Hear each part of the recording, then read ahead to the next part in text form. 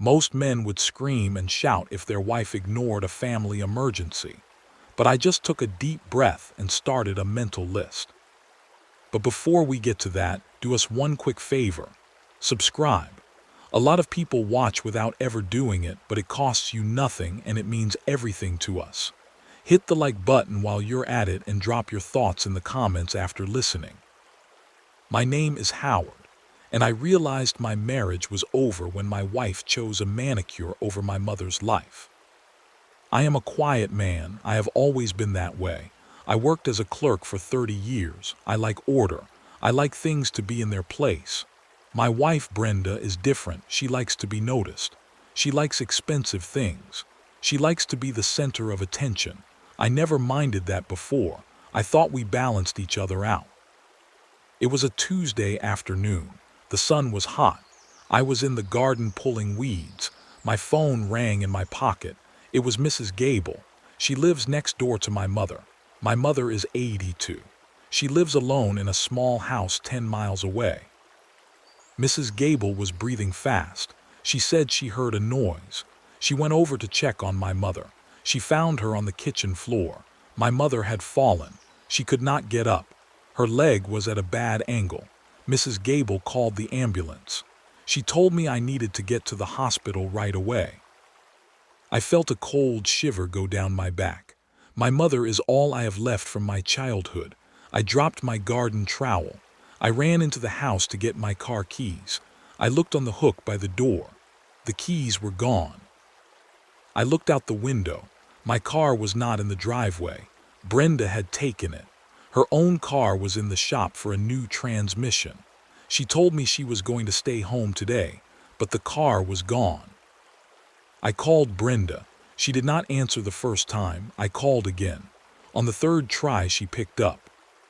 "What is it, Howard?" she asked. She sounded annoyed.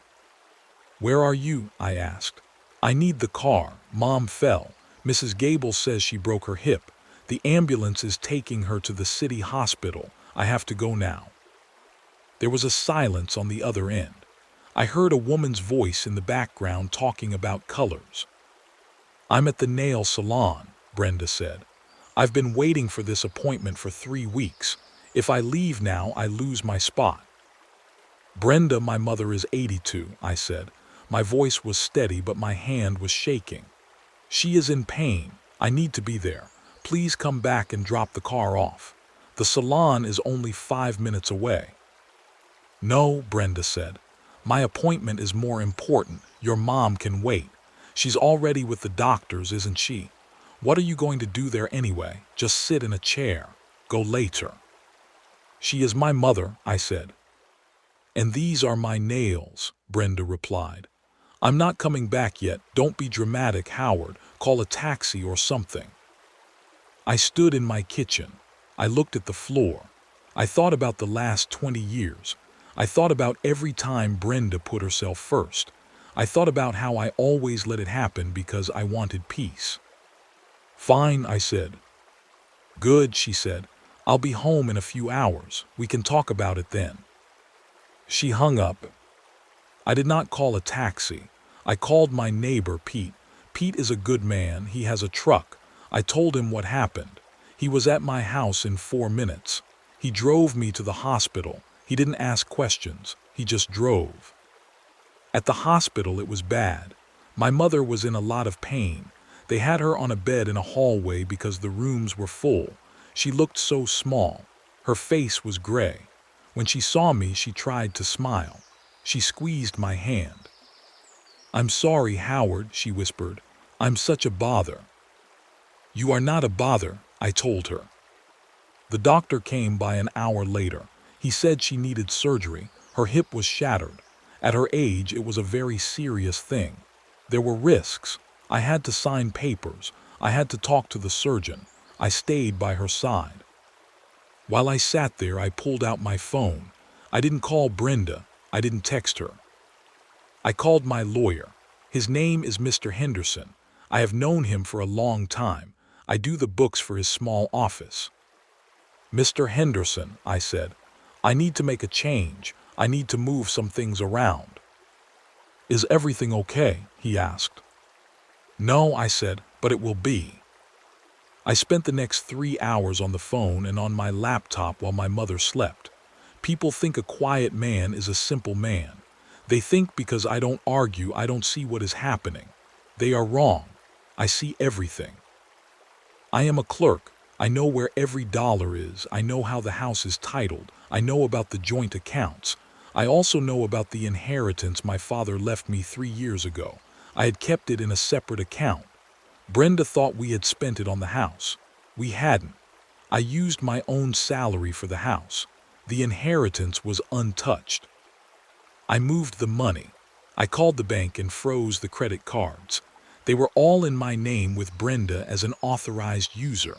I told them the cards were lost. Then I called the landlord of the apartment building Brenda's sister lives in. Brenda's name was on that lease too, as a guarantor. I settled the balance and removed her from the contract. Then I called the shop where Brenda's car was. "Is the transmission done on the SUV?" I asked. "Yes," the man said. "It's ready for pickup." "I'm sending a tow truck to pick it up," I said. "I am selling it to a local dealer. I'll send the paperwork over by email." I sold her car over the phone to a guy I knew who buys used vehicles. I took a lower price just to get it done fast. The money went into my private account. By the time the sun went down, Brenda was still not at the hospital. She had not even texted to ask how my mother was doing. My mother went into surgery at 8:00 p.m. I sat in the waiting room. Pete brought me a sandwich and a coffee. "Where is Brenda?" Pete asked. "Getting her nails done," I said. Pete looked at me for a long time. He nodded. He didn't say anything else. He knew what that meant. At 10:00 p.m., the surgeon came out. He said the surgery was a success. My mother was tired, but she was going to be okay. She would need a lot of rehab. She would need a place to stay where someone could watch her 24 hours a day. I went into her room. She was groggy. "Howard," she said. "I'm here, Mom." "Where is Brenda?" "She couldn't make it," I said. "But don't worry, things are going to change. You're going to come live with me. We have plenty of room." "What about Brenda's craft room?" my mother asked. "It's not going to be a craft room anymore," I told her. I stayed at the hospital all night. I slept in a hard plastic chair. I didn't mind. I felt a peace I hadn't felt in years. At 6:00 a.m. I left the hospital. Pete picked me up and took me home. When we pulled into the driveway, I saw my car. Brenda was home. The lights in the house were on. I went inside. Brenda was sitting at the kitchen table. Her nails were a bright, shiny red. She was drinking coffee. She looked at me and rolled her eyes. "Where have you been?" she asked. "I waited up until midnight. You didn't even call me." "I was at the hospital," I said. "Mom had surgery." "Is she fine?" Brenda asked. She didn't wait for an answer. "The credit card didn't work this morning when I tried to order breakfast, and I can't find my keys to the SUV. Did the shop call?" "The cards are canceled," I said. Brenda laughed. Why?" "Because they were my cards," I said, "and I don't want you using them anymore." She stood up. Her face turned horizontal with anger. "What is wrong with you? Is this because of the nail thing? I told you my appointment was important." "I know," I said, "and my mother is important to me. You made your choice. Now I am making mine." I walked to the hallway. I picked up 3 large suitcases. They were already packed. I had stayed up the night before Brenda went to the salon, preparing for the day I knew would eventually come. I just hadn't known it would be yesterday. "What are those?" she asked. Her voice was getting high and shrill. "Your things," I said. "I packed them while you were out getting dinner with your friends last week. I just kept them in the attic." "You're kicking me out," she screamed. "You can't do that. This is my house." "Actually," I said quietly, "it's not. I bought this house before we were married. I checked the deed." Your name isn't on it. I never put it on. I thought about it, but I always have felt a little bit of doubt. I'm glad I listened to that doubt. I have rights, she yelled. You have a sister with a couch, I said. I already talked to her landlord. You aren't on the hook for her rent anymore, so you should have some money saved up. Oh wait, you spent it all on clothes. I walked to the front door and set the suitcases on the porch. Howard, stop this, she shouted. She was following me, waving her red nails in the air. You're being crazy. It was just a manicure. It wasn't just a manicure, I said. It was the fact that I was crying on the phone and you didn't care. It was the fact that an 82-year-old woman was on a cold floor and you didn't care. You are a selfish woman, Brenda. I am a quiet man, but I am not a stupid man. I handed her the keys to my car. Take the car, I said. Drive to your sister's. I will have someone pick the car up from her place tomorrow. If you aren't out in 10 minutes, I'm calling the police. I walked into the bedroom and locked the door. I put on my noise-canceling headphones.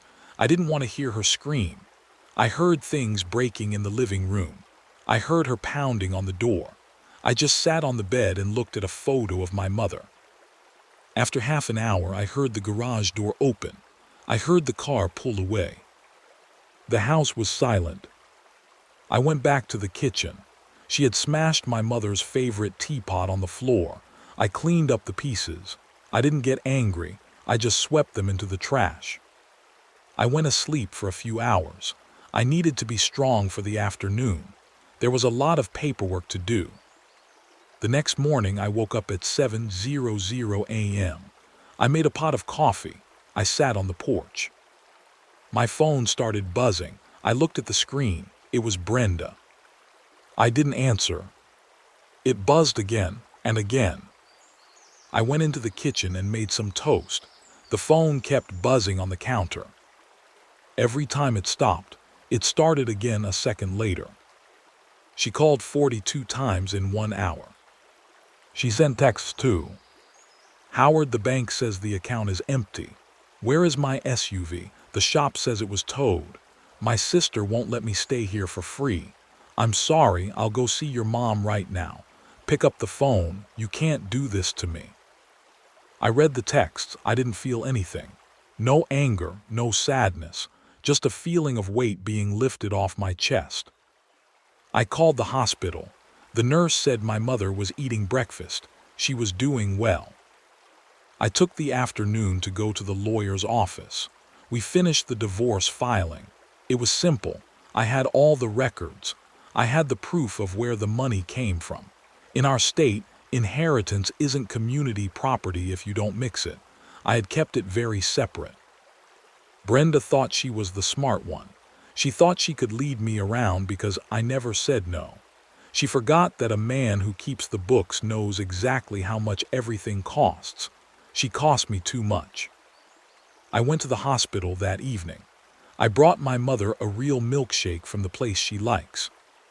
You look happy, Howard, she said. I am, Mom, I said. Did Brenda come around? Brenda is gone, I said. She's not coming back. My mother looked at me for a long time. She reached out and touched my hand. I never liked to say anything, she whispered, but she wasn't a kind woman. I know, I said. I finally noticed. For the next month, I worked on the house. I turned the craft room into a beautiful ground floor bedroom. I installed handrails in the bathroom.